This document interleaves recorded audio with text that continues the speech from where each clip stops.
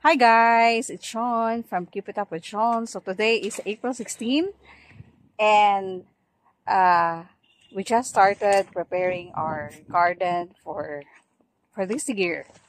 So springtime na ngayon dito sa Belgium, kaya yung mga tao busy-busy sa pagbubungkal at pagpe-prepare sa kanilang mga garden for this year.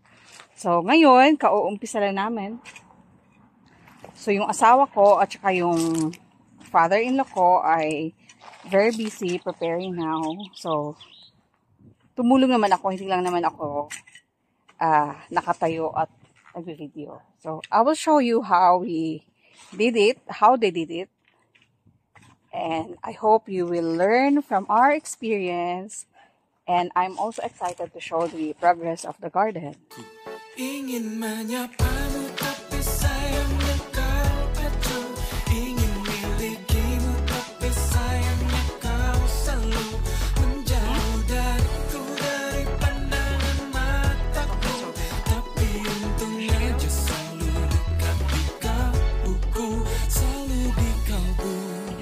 Sudah begitu dalam di kalbu, sampai ku bawa kau dalam mimpiku.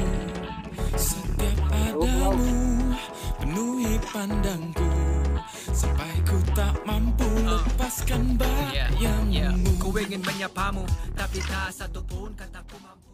Ku ingin menyapamu, tapi sayangnya kau acuh. Ingin milikimu, tapi sayangnya kau selalu menjauh dariku, dari pandangan mataku. Tapi untung aja selalu dekat di kalbuku. So, katatapos lang namin bungkalin yung lupa. Ngayon, so, Dalam di kalbu, if you notice, sampai ku bawa ayan. kau dalam mimpiku. Setiap ada So guys, katatapos na namin bungkalin yung lupa. So yung ginawa namin, pinaliktad na namin yung lupa namin. Kaya yung damo ay nandun sa ilalim. And then afterwards, i-pulverize na ng father-in-law ko para maging pino yung lupa at saka hindi na ganito katigas yung lupa. But before that, lalagyan muna namin siya ng cow manure as additional fertilizer, kasi bihira kami dito gumagamit ng mga inorganic fertilizer. So as much as possible, we wanted to use only organic fertilizer at saka less than yung pesticide, insecticide na gamit namin. So as much as possible, yun yung purpose namin dito, na healthy yung plants namin at saka as much as possible less yung kanyang pesticide residue. So after that, so meron kaming, wait ha, babaliktad ko lang yung video. So ito yung ilalagay namin na cow manure. Ano siya, 100% dried cow manure, which is very advisable for biological agriculture. So if you are into organic farming, you can use the cow manure. At the same time, naglalagay din kami ng pot ground. I don't know what is that in English. We call it here pot ground. This is also the material that we normally use for house plants. Ito yung ginagamit namin panlagay sa aming mga. So the pot ground are made of composted plant materials, also some branches, and also some additional fertilizer with bases of calcium and magnesium. And it also contains some fertilizers with rich in micronutrients. So, ito yung kanyang nutritional content. So, meron siyang dry matter 20%, organic matter 10%, the pH, and the EC, and also the nitrogen, phosphorus, and potassium. So, meron siyang 14, 16, 18% na nitrogen, phosphorus, at saka potassium, with micronutrients of 1.2 kilogram per cubic meter. So, since meron siyang nutrient content, we also use this pot ground to improve the soil structure of our soil. Kasi, pag maganda yung structure na yung soil, ng soil nyo, maganda din yung kanyang water holding capacity. So, meaning, especially pag dry season, hindi siya madaling madidrain yung kanyang water. So, it can stay longer na with moisture, enough moisture to supplement the growth of the plants. I remember one time may nagtanong sa akin, Sean, ano ba yung soil niyo dyan sa Belgium? So, here in Belgium, in our place, so we live in Zout-Leo, we have here clay to loam type of soil. So, medyo loamy yung kanyang soil.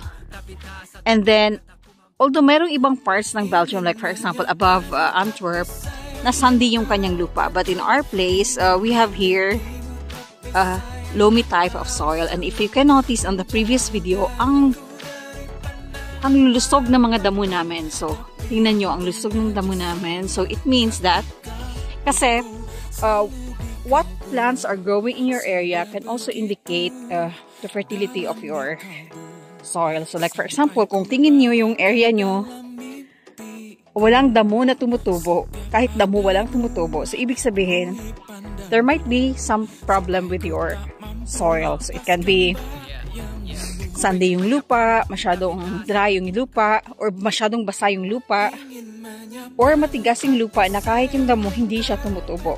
But if you can see in our place, very healthy yung mga damo namin. So, ibig sabihin, this area is still has good soil properties. So, healthy yung kanyang property, fertility. At saka, hindi nyo na siguro napapansin, but when we dug up this morning, ang daming earthworm, ang daming, ano bang, sa amin kasi in Davao, we call it wate. Ang daming earthworm na, earthworm also indicates that the biological property of your soil is also rich. So, ang dami nga kanina na naiipit sa spade or sa pala namin. So, ang dami kong napatay kanina na mga earthworms. So, this is still a good indicator na healthy biologically yung soil namin. So, yan lang. So, I will update you guys later. At saka, this will still be a lot of work. So, you will see. And I will show you the progress of this garden later on. So, by the way, this part, nabungkal na to ng father-in-law ko at saka na pulverize na rin yung lupa kasi this area will be intended to grow potatoes. So, yan. So, that area will be intended to be grown for potatoes kasi ang mamahal na ng mga patatas dito, guys. So, sila dito in Belgium, they eat potato as their staple food. Pero ako, I still prefer rice than potato. So, except for rice, we eat rice every week, every Saturday. But then sila, every day sila kumakain ng potato instead of rice. So, for me personally, I prefer rice. And siguro, bihira akong kumain ng potato except rice. So, maybe more or less once or twice per month lang ako kumakain ng potato per month. So, once or twice per month kumakain ng potato.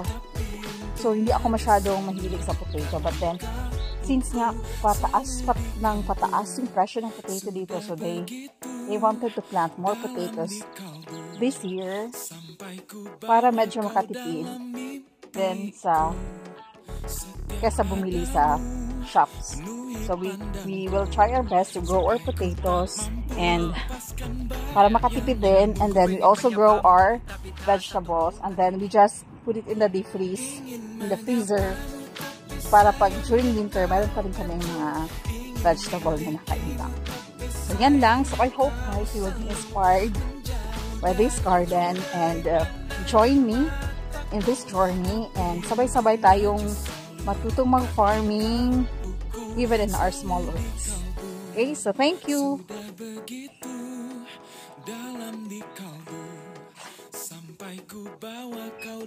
So guys, andito tayo ngayon sa sere namin.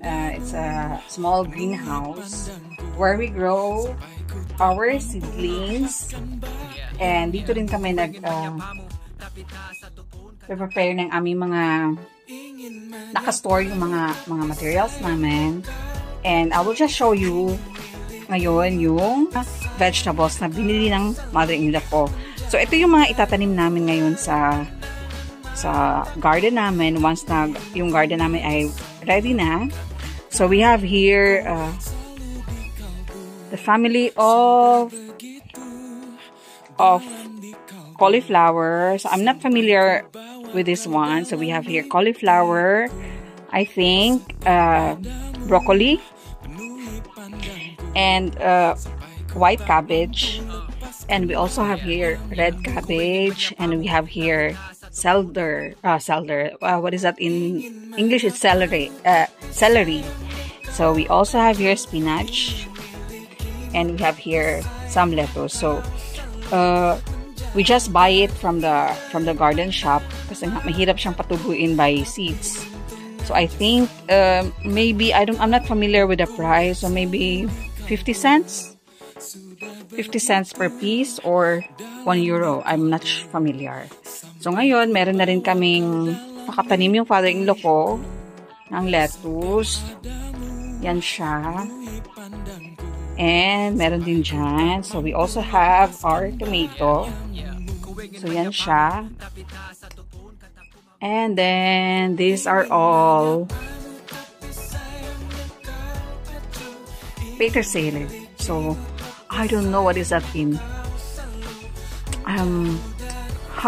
Hindi ko ma-remember yung name niya guys in English. Ano nga bang name niyan sa English? We call it here petersilie. So I don't know. And we also have here some lettuce. And these are the seeds for the potatoes. So they are already germinating. So ito yung itatanim namin once na ready na yung garden namin. So, yan siya. And that's our chicken. So, we have, I think, 5. 2, 4, 5. 5 chickens, and they are laying eggs around 2 to 3 eggs per day for the moment. Pero pag big siya, we have 4 or 5. 3 to 4 eggs per day. So, enough siya para magluto ng bread at saka cake yung mother-in-law ko. So, yan siya. So, these chickens are given by my boss, Carlo. So, yan. Thank you, Carlo, for this chicken.